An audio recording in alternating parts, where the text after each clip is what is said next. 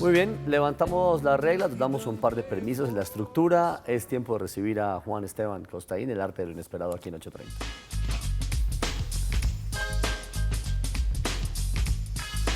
Hola. Hola, Julieta, Qué bonito. Yamit, ¿cómo van? ¿Todo bien?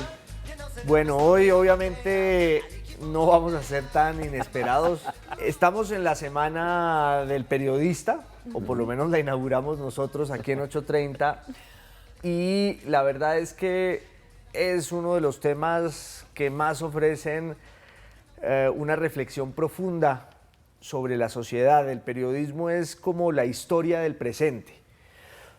Decía García Márquez en la frase trilladísima de que es el oficio más bello del mundo, pero también es uno de los más antiguos.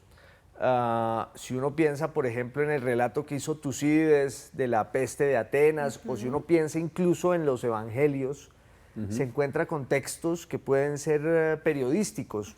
Una crónica, un reportaje, Claro, las narrativas. una entrevista. Y claro, todo eso en nuestro mundo está cambiando de forma vertiginosa porque antes, Yamid y Julieta, el periodismo iba casi adelante de los acontecimientos, pero ahora la velocidad en que las nuevas tecnologías permiten el acceso a la información hace que el periodismo convencional vaya detrás. Y lo que está ocurriendo es que, y esto es una obviedad, el periodismo ya no existe solo para informar a la gente porque la información está en todas partes. Uno se sube en un bus que tiene una pantalla y ahí hay información. Nos salta en el teléfono casi como crispetas, a cada segundo un torrente noticioso que no podemos contener.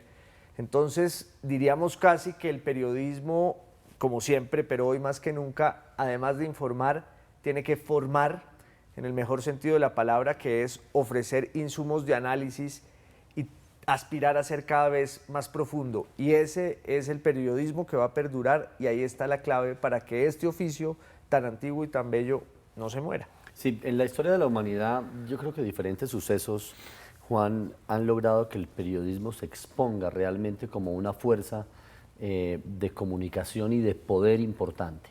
Si nos tuviéramos que remontar a los inicios de la existencia, ¿usted tiene alguno marcado como evento especial para decir, mire, aquí pudo haberse gestado gran parte de lo que hoy es el periodismo? En la historia del mundo. Pues yo creo que en el siglo XVIII hubo una transformación ya fundamental, porque bueno, la imprenta es del siglo XV, y después en el siglo XVI no habría habido reforma protestante sin la imprenta, y la imprenta permitió que hubiera hojas volantes, etcétera. Pero en el siglo XVIII el periodismo llega de manera masiva a lo que se llama la opinión pública, es decir, surge en realidad una opinión pública, y eso está detrás de la Revolución Francesa, de las grandes revoluciones liberales. O sea que para mí el siglo XVIII es un punto crucial de la historia del periodismo, porque es cuando la opinión pública empieza a serlo verdaderamente. Sí, y para cerrar y no alargarnos mucho más, ya parecemos a Abelardo Forero y Ramón de Zuviría. No, pero bueno, pero sí, y hagámoslo con dignidad. Vea, Juan, es difícil meterse en temas religiosos, sobre todo cuando tienen que ir liados de la comunicación, porque va a estar afectada por una posición de fe o de creencias. Pero remontémonos a la época de Jesucristo. Si en ese momento existieran estaciones de radio, periódicos y noticieros de televisión, ¿usted cree que la historia se hubiera narrado diferente o sería muy similar a la que está contada en los textos bíblicos?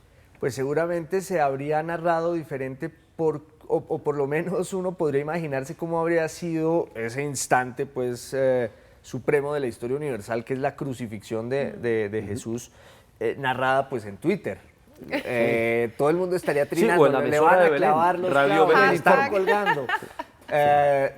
Y eso al final termina, como lo hemos visto, eso termina influyendo en los hechos, porque al final lo que ocurre hoy es que la opinión pública parece tener el dominio de lo que pasa porque interviene de forma directa en los acontecimientos vía Twitter, etcétera. O sea que quién sabe cómo habría sido eso. Bueno, muy bien. Juan, muchas gracias. A ustedes.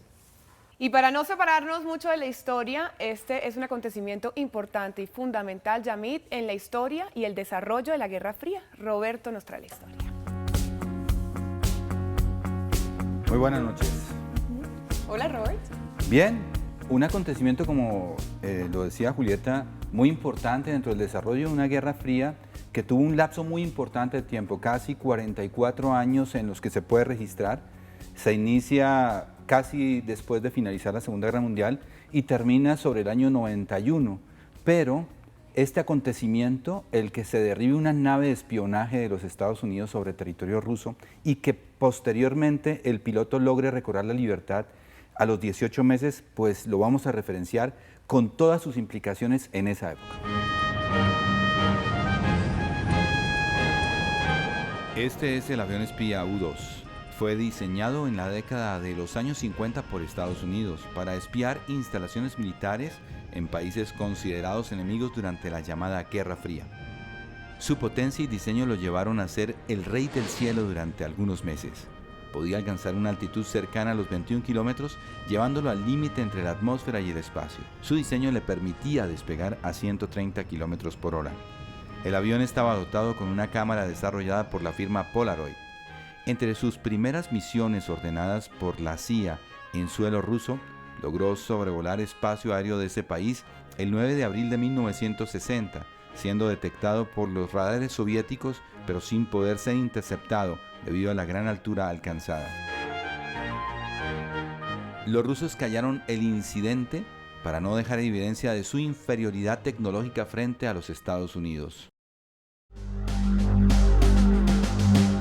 El próximo vuelo del U-2 sobre cielo ruso fue ejecutado el 1 de mayo de 1960. Rusia estaba en alerta. La orden era derribarlo a cualquier costo. Y así fue. Poco tiempo después de ingresar a espacio aéreo ruso, fue alcanzado y derribado por uno de los 14 misiles disparados en su contra.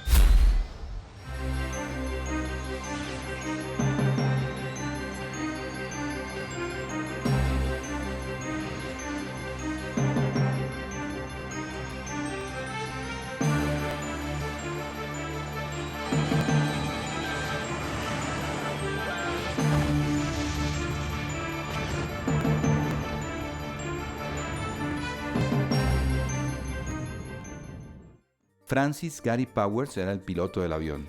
Una vez alcanzado y dañado el U-2, Powers se eyectó logrando sobrevivir. Sin embargo, fue aprehendido por autoridades soviéticas al tocar suelo ruso.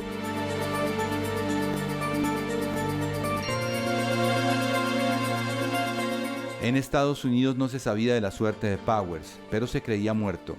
Así, la NASA preparó un comunicado sobre la desaparición de un avión de investigación en el norte de Turquía.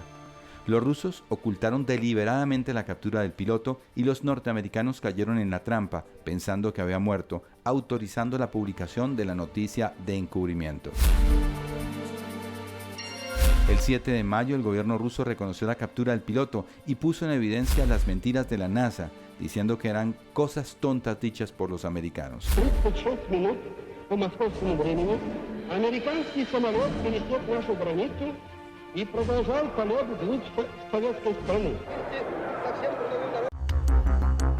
Pocos días después, el incidente fue llevado a las Naciones Unidas y desató una grave crisis entre los dos países, y estuvo a punto de causar un enfrentamiento mayor. Hoy, los restos de U-2 permanecen en un museo militar ruso. El piloto Francis Gary Powers fue canjeado por un soviético el 10 de febrero de 1962, a los 21 meses de ser capturado.